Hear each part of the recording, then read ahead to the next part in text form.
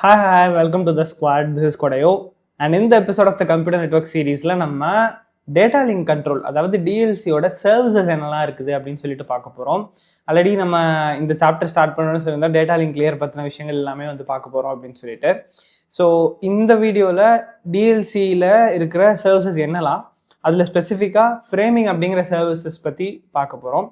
So இதில் வந்து 3 pillars இருக்குது. இப்போ டிஎல்சி சர்வீசஸ்னால் அதில் இருக்கிற 3 முக்கியமான விஷயங்கள் என்ன அப்படின்னா ஃப்ரேமிங், இன்னொன்று ஃப்ளோ கண்ட்ரோல், இன்னொன்று எரர் கண்ட்ரோல்.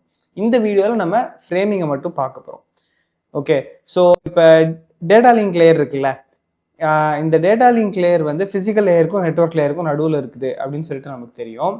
இது என்ன பண்ண போகுதுன்னா, ஒரு அனலாக் மீடியத்தில் நம்ம வந்து டேட்டாவை ட்ரான்ஸ்ஃபர் பண்ணுறோம். ஸோ ஒயர்ஸ் மூலமாக டேட்டாவை ட்ரான்ஸ்ஃபர் பண்ணுறோம். அது வந்து அந்த டேட்டா வந்து ராவாக இருக்குது. அண்ட் அந்த ஃபிசிக்கல் கனெக்ஷன் வந்து எல்லா நேரமும் ரிலையபிளாக இருக்கும் அப்படின்னு சொல்ல முடியாது. இடையில ஏதாவது ஒரு டிஸ்டார்ஷன் ஆகலாம், இல்லை ஏதாச்சும் டிரான்ஸ்மிஷன் ஆகிறப்ப அந்த டேட்டா வந்து மியூட்டேட் ஆகலாம். இந்த மாதிரியான அன்ரிலையபிளான மீடியம் மூலமாக தான் நம்ம டேட்டாவை வந்து ட்ரான்ஸ்ஃபர் பண்ணுறோம். ஸோ அதோட ரிலையபிலிட்டி இன்க்ரீஸ் பண்ணுறதுக்கான விஷயங்கள் எல்லாமே வந்து இந்த டேட்டா லிங்க் லேயர் வந்து பண்ணும். ஓகேவா?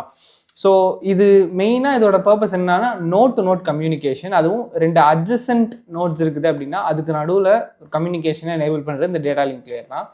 இதை வந்து நம்ம டைரக்ட் லிங்க்ஸ், அதாவது P2P-ஆக இருக்கலாம், இல்லை செலக்டட் கம்யூனிகேஷனாக இருக்கலாம், இல்லை ப்ராட்காஸ்டாக இருக்கலாம், இது எல்லாத்துலேயுமே வந்து நம்ம யூஸ் பண்ணுறோம். ஸோ இந்த 3 பில்லர் சொன்னல, framing, flow control and error control. First ஃப்ரேமிங்னா என்னன்னு பார்க்கலாம். ஃப்ரேமிங்கிறது நான் ஃபர்ஸ்ட் சாப்டர்லேருந்தே நான் வந்து டிஸ்கஸ் பண்ணிட்டு தான் இருக்கிறேன். ஸோ பேக்கேஜஸ், நம்மளுக்கு வர்ற டேட்டா பேக்கெட்ஸ் எல்லாத்தையும் கொஞ்சம் கொஞ்சமாக துண்டாக பிட்ஸாக மாற்றி அதில் சில ஹெட்டர்ஸ் ஆட் பண்ணிவிட்டு, சென்டர் அட்ரஸ், ரிசீவர் அட்ரஸ்லாம் ஆட் பண்ணிவிட்டு சென்ட் பண்ணுறது தான் வந்து நம்ம ஃப்ரேம் அப்படின்னு சொல்லுவோம். ஃப்ளோ கண்ட்ரோல் அப்படின்னா, இப்போ சென்டரோட ஸ்பீடு என்ன, ரிசீவரோட ஸ்பீடு என்ன, சென்டரோட ஸ்பீடு அதிகமாக இருந்துச்சுன்னா நிறைய டேட்டாவை சென்ட் பண்ணிட்டோம்னா ரிசீவரால் அதை ரிசீவ் பண்ண முடியாது, நிறைய டேட்டா லூஸ் ஆகிடும். ஸோ அதை தவிர்க்கிறதுக்கு ஃப்ளோ கண்ட்ரோல் வந்து யூஸ் ஆகும். மேக்ஸிமம் எவ்வளோ பேண்ட்வித்தால் இந்த நெட்வொர்க்கில் இது பண்ண முடியுங்கிறத அனலைஸ் பண்ணிவிட்டு அதுக்கு தகுந்த மாதிரி ஃப்ளோவை கண்ட்ரோல் பண்ணும். எரர் கண்ட்ரோல்னால் ஏதாவது பேக்கெட்ஸ் மிஸ் ஆகுது, டேட்டா கரப்டாக இருக்குது அப்படின்னா திரும்ப அதை ரெக்வெஸ்ட் பண்ணி வாங்கிறது எரர் கண்ட்ரோல். ஓகே, இது எல்லாமே டேட்டா லிங்க் லேயரோட ரெஸ்பான்சிபிலிட்டி தான். So let's get deep into this framing. ஃப்ரேமிங்னா என்ன? ஸோ ஆக்சுவல் டெஃபினிஷன் பார்த்தீங்கன்னா, framing is the process of dividing a message into smaller units called frames. ஒரு மெசேஜ் இருக்குன்னா, இப்போ ஹலோ வேர்ல்டுங்கிற மெசேஜ் ஸ்டார்டிங்லேயே பார்த்துருப்போம். அதை வந்து குட்டி குட்டி யூனிட்ஸாக பிரிப்போம். அதை தான் வந்து நம்ம ஃப்ரேம்ஸ் அப்படின்னு வந்து சொல்கிறோம். இந்த ஃப்ரேமிங் எதுக்காக தேவை? Why is this framing needed அப்படிங்கிற ஒரு கொஸ்டின் வருது இல்லையா? ஸோ டேட்டா டிரான்ஸ்மிஷனை ஈஸியாக ஆக்கிறதுக்காக இந்த ஃப்ரேமிங் வந்து நம்மளுக்கு தேவை. ஒரு பெரிய சங்க் ஆஃப் டேட்டாவை மொத்தமாக சென்ட் பண்ணுறது இஸ் நாட் பாசிபிள். அதை குட்டி குட்டி சங்க்ஸாக பிரிக்கிறப்ப it is easier to manage and easier to send. So அதுதான் வந்து ஒரு முக்கியமான ரீசன். இது மூலமாக நம்மளுக்கு என்னென்னா எரர் டிடெக்ஷன் அண்ட் அந்த எரர் வந்து ரெக்டிஃபை பண்ணுறதுக்கு நம்மளுக்கு ஈஸியாக இருக்கும். ஸோ எந்த ஃப்ரேம் மிஸ் ஆகிருக்குதுன்னு பார்த்துட்டு அந்த ஃப்ரேமை மட்டும் திரும்ப டிரான்ஸ்மிட் பண்ண சொல்கிறது is much easier. Okay, and easier retransmission. எது லாஸ்ட்டோ அந்த ஒரு பேக்கெட், அந்த ஒரு ஃப்ரேமை மட்டும் திரும்ப ரீட்ரான்ஸ்மிட் பண்ண சொல்லலாம். Okay, and suppose flow control. Flow கண்ட்ரோல்னா என்ன? அந்த டேட்டா ரேட்ஸ் என்ன இருக்குங்கிறத பார்த்துட்டு அந்த ஸ்பீடில் நம்மளால் சென்ட் பண்ண முடியும் இல்லையா? So that is flow control. அதுவுமே ஃப்ரேமிங் மூலமாக நம்மளால் பண்ண முடியுது. அண்ட் இதெல்லாம் தாண்டி ஒரு முக்கியமான விஷயம் அப்படின்னா, அந்த கண்டினியூஸாக அன்ஸ்ட்ரக்சர்டாக இருக்கும் அந்த பிட் ஸ்ட்ரீம். ஓகேவா? ஸோ ஜீரோஸ் அண்ட் ஒன்ஸில் நம்ம இங்கே எலக்ட்ரிக் இம்பல்சஸாக ட்ராவல் பண்ண போகிறோம். ஸோ அது உங்கள் மோடம் வந்து திரும்ப டீகோட் பண்ணி கொடுத்துருச்சுனாலும் உங்களுக்கு அது வந்து ஒரு அன்ஸ்ட்ரக்சர்டாக இருக்க போகுது. இந்த அன்ஸ்ட்ரக்சர்டான ஒரு மெசேஜை வாங்கிட்டு அதை எப்படி இன்டர்பிரேட் பண்ணணும்னு உங்கள் ரிசீவருக்கு வந்து தெரியாது. ஸோ இதை வந்து ஃப்ரேமிங் சால்வ் பண்ணுது. ஒரு ஃப்ரேம் எங்கே ஸ்டார்ட் ஆகுது, எங்கே முடியுது அப்படிங்கிறத நம்ம சொல்லிட்டாலே அந்த அன்ஸ்ட்ரக்சர்டு பிட் ஸ்ட்ரீமை ஈஸியாக ப்ராசஸ் பண்ண முடியும் அந்த ரிசீவரால். ஓகே, ஸோ ஒரு ஸ்டார்டிங்லேயும் எண்ட்லேயும் டீலிமிட்டர்ஸ் அப்படிங்கிறத இன்செர்ட் பண்ணுது. ஸோ டீலிமிட்டர் இப்போ நீங்கள் ப்ரோக்ராமிங் பண்ணுறப்ப செமிகோலன்னா ஒரு டீலிமிட்டர் அப்படின்னு சொல்லுவோம். ஸோ இந்த இடத்தோட இது முடியுது அப்படிங்கிறத ரெப்ரசென்ட் பண்ணுறதுக்காக we are using that இல்லையா. ஸோ அதே மாதிரி இந்த பவுண்டரிஸை கிளியராக மென்ஷன் பண்ணுறதுக்காக நம்ம ஃப்ளாக்ஸ் யூஸ் பண்ணுவோம். அதுதான் வந்து நம்ம டீலிமிட்டர்ஸ்னு சொல்லுவோம். ஸோ இது மூலமாக இந்த ஃப்ரேம் எங்கே ஸ்டார்ட் ஆகுது இங்கே முடியுது அப்படிங்கிறது நம்மளுக்கு தெரியும். ஸோ அது அன்ஸ்ட்ரக்சர்டு பிட் ஸ்ட்ரீமாக இருக்கிறதுக்கு பதிலாக ஸ்ட்ரக்சர்டு ஃப்ரேம்ஸாக மாறுது. So it is easier for the receiver to interpret it. சரியா. அண்ட் இது மூலமாக ரிசீவரால் எக்ஸாக்ட் மெசேஜை திரும்ப எடுத்து அவங்களால ஒரு மீனிங்ஃபுல்லான இன்ஃபர்மேஷனை அவங்களோட யூசருக்கு வந்து கொடுக்க முடியும். Okay, this is why framing is required.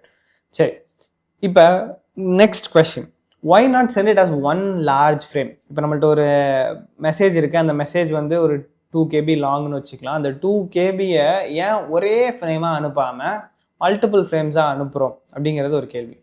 ஒரே பெரிய ஃப்ரேமாக அனுப்புகிறோன்னா அந்த இப்போ 2 KBங்கிறது குட்டியாக இருக்குது, let us make it 200 KB.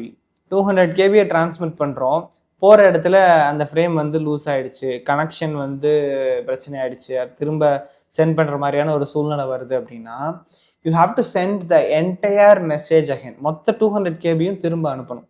But இது இந்த 200 KBயை நீங்கள் லெட்டஸே 100 பீசஸாக பிரிக்கிறீங்க ஆர் 200 பீஸாக பிரிக்கிறீங்கன்னா each and every frame is just 1 KB. So அப்போ ஏதோ ஒரு ஃப்ரேம் லூஸ் ஆயிடுச்சுன்னா அந்த ஒரு ஃப்ரேமை மட்டும் திரும்ப சென்ட் பண்ணால் போதும், 1 KBயை மட்டும் திரும்ப வாங்கினா போதும். You don't have to send the entire 200 KB again. So அதுதான் வந்து இந்த ஒரு பெரிய ஃப்ரேமாக கொண்டு போகிறதுக்கு பதிலாக சின்ன சின்ன ஃப்ரேம்ஸாக கொண்டு போகிறதுக்கான ரீசன். ஓகே, ஸ்மாலர் ஃப்ரேம்ஸாக இருக்கிறப்ப நம்மளால் டேமேஜ் ஃப்ரேமை ரீட்ரான்ஸ்மிட் பண்ண முடியும். எந்த ஃப்ரேம் டேமேஜாக இருக்கோ அதை மட்டும் ரீட்ரான்ஸ்மிட் பண்ண முடியும். நெக்ஸ்ட்டு வந்து இந்த fixed and variable size frames. இப்போ ஃப்ரேமிங்னா என்ன, அது எதுக்காக தேவை, அது இல்லைன்னா என்ன பிரச்சனை வருங்கிறது எல்லாமே பார்த்துட்டோம். அண்ட் ஃப்ரேம்ஸில் வந்து குட்டி குட்டி ஃப்ரேம்ஸாக தான் இருக்கணும், ஒரு ஃபுல் ஃப்ரேமாக இருக்கக்கூடாதுங்கிறதையும் பார்த்துட்டோம். பட் இந்த ஃப்ரேமிங் டெக்னிக்ஸில் வந்து 2 டெக்னிக் இருக்குது, 2 கிளாசிஃபிகேஷன் இருக்குது, அதுக்குள்ளே மல்டிபிள் டெக்னிக்ஸ் இருக்குது. ஒன்று என்னென்னா ஃபிக்ஸ்டு சைஸ் ஃப்ரேமிங், இன்னொன்று வேரியபிள் சைஸ் ஃப்ரேமிங். இந்த ஃபிக்ஸ்டு சைஸ் ஃப்ரேமிங் என்னென்னா இதுதான் ஒரு ஃப்ரேமோட சைஸுங்கிறத ஃபிக்ஸ் பண்ணிடுவாங்க. உங்கள் டேட்டா எவ்வளோ இருந்தாலும் இந்த சைஸில் கரெக்டாக அது ஃப்ரேமை வெட்டி அனுப்பிக்கிட்டே இருக்கும். Okay, so same sized frames, எல்லா ஃப்ரேம்ஸுமே வந்து சேம் சைஸ்டாக இருக்கும். அண்ட் இந்த மாதிரி கட் பண்ணுற ஃப்ரேம்ஸை வந்து செல்ஸ் அப்படின்னு சொல்லுவாங்க. இதில் வந்து டீலிமிட்டருங்கிறது தேவையே கிடையாது. இங்கே தான் ஸ்டார்ட் ஆகுது, இங்கே தான் எண்ட் ஆகுதுன்னு சொல்லணுங்கிற அவசியம் இல்லை. ஏன்னா இப்போ லெட்டஸே என் ஃப்ரேமோட சைஸ் வந்து 2 bytes அப்படின்னா 2 bytes வர்ற வரைக்கும் நான் ரிசீவ் பண்ணுவேன், பண்ணி முடிச்சுட்டு இதுதான் ஒரு ஃப்ரேம்னு சொல்லிட்டு நானே முடிவு பண்ணிக்கலாம். ஏன்னா ஃபிக்ஸ்டு சைஸ் தான். ஃபிக்ஸ்டு சைஸ் ஃப்ரேமிங்கில் டீலிமிட்டர் இங்கே ஸ்டார்ட் ஆகுது இங்கே முடியுதுன்னு சொல்லணும்னு அவசியமே இல்லை. வர அந்த சைஸுக்கு மட்டும் தனித்தனியாக எடுத்து போட்டுக்கிட்டே இருக்கலாம். That is going to be the actual frame. So அதனால் டீலிமிட்டர் வந்து தேவையில்லை. இது ஆக்சுவலாக எங்கெல்லாம் யூஸ் பண்ணுறாங்கன்னா ATM நெட்ஒர்க்ஸ் அண்ட் டைமிங்கை நம்மளால் ப்ரிடிக்ட் பண்ண முடியும் அப்படிங்கிற சூழ்நிலையில் மட்டும்தான் உங்களால் இதை யூஸ் பண்ண முடியும். ஓகேவா. இப்போ வேரியபிள் சைஸ் ஃப்ரேமிங்க்கு வரலாம். வேரியபிள் சைஸ் ஃப்ரேமிங் தான் வந்து நிறைய ரியல் லைஃப் அப்ளிகேஷன்ஸ் இருக்குது, நம்ம யூஸ் பண்ணுற internet and wifi and other stuff எல்லாமே வந்து இந்த வேரியபிள் சைஸ் ஃப்ரேமிங் தான் வந்து யூஸ் பண்ணுது. ஓகே, ஸோ இதில் ஒரு ஃப்ரேம் சைஸும் வேறையாக இருக்கும். போன ஃப்ரேமும் இந்த ஃப்ரேமும் ஒரே சைஸில் இருக்குங்கிறது அவசியம் கிடையாது. இதில் வந்து ஒரு பவுண்ட்ரியை நீங்கள் டிஃபைன் பண்ணணும், டீலிமிட்டர் இருக்கணும். ஃப்ரேம் இங்கே ஸ்டார்ட் ஆகுது இங்கே முடியுதுங்கிறத நம்ம மென்ஷன் பண்ணி ஆகணும். இதை பண்ணுறதுக்கு 2 டிஃப்ரெண்ட் மெத்தட் இருக்குது. ஒன்று வந்து கேரக்டர் ஓரியன்ட் ஃப்ரேமிங் சொல்லுவாங்க, இன்னொன்று பிட் ஓரியன்ட் ஃப்ரேமிங்னு சொல்லுவாங்க. ஓகே, அண்ட் இந்த கேரக்டர் ஓரியன்ட் ஃப்ரேமிங்னா என்ன, பிட் ஓரியன்ட் ஃப்ரேமிங்னா என்னங்கிறது எல்லாமே will see in this episode. சரியா.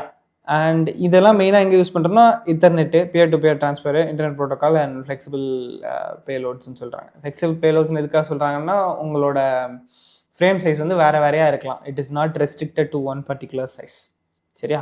That is the main advantage of variable size framing and இதுதான் வந்து popularly used as well. And இந்த வேரியபிள் சைஸ் ஃப்ரேமிங்கில் கண்டிப்பாக டீலிமிட்டர் இருக்கணும், அப்போனா தான் நம்மளால் ஹேண்டில் பண்ண முடியும்.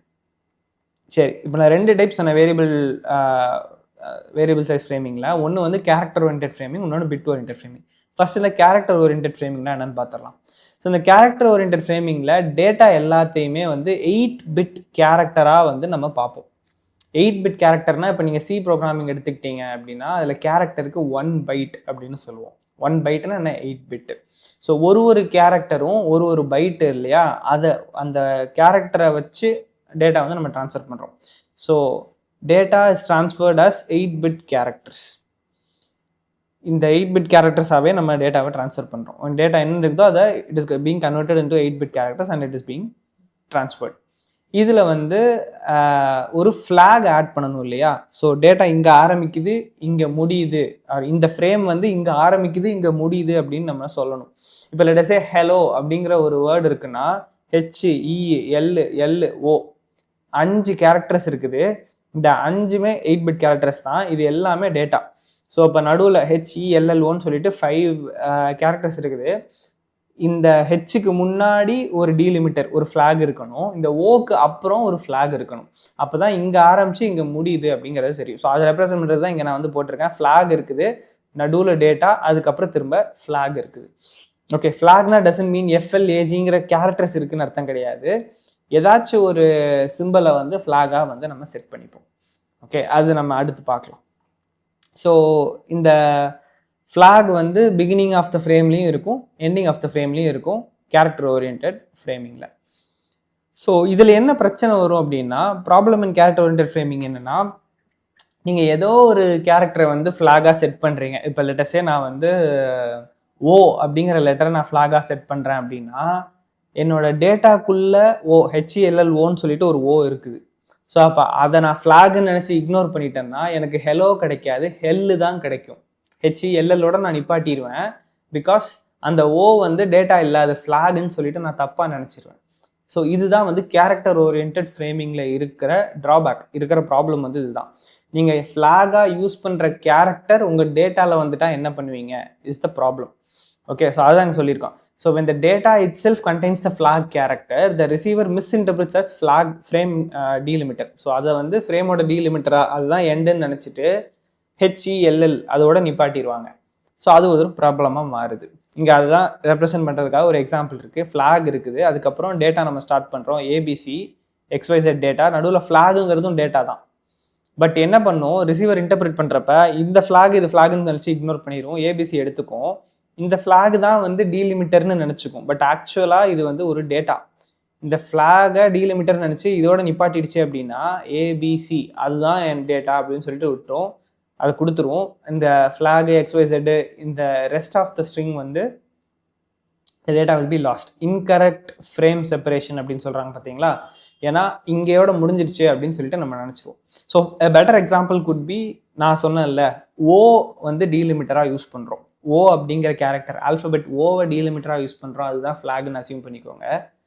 ஸோ ஸ்டார்ட் பண்ணுறதுக்கு முன்னாடி டீலிமிட்டர் ஃப்ளாக் வைப்போம். ஸோ அதனால் ஒரு ஓவில் ஸ்டார்ட் ஆகுது, உங்கள் டேட்டா ஸ்டார்ட் ஆகுது. HELLO ஹெலோ இருக்குது, உங்கள் டேட்டா முடிஞ்சிருச்சு. அதுக்கப்புறம் டீலிமிட்டராக திரும்ப அந்த ஃப்ளாகான ஓவை வந்து வைக்கிறீங்க. ஸோ ஓ ஹெலோ ஓ அப்படிங்கிறது தான் வந்து டிரான்ஸ்மிட் ஆகும்.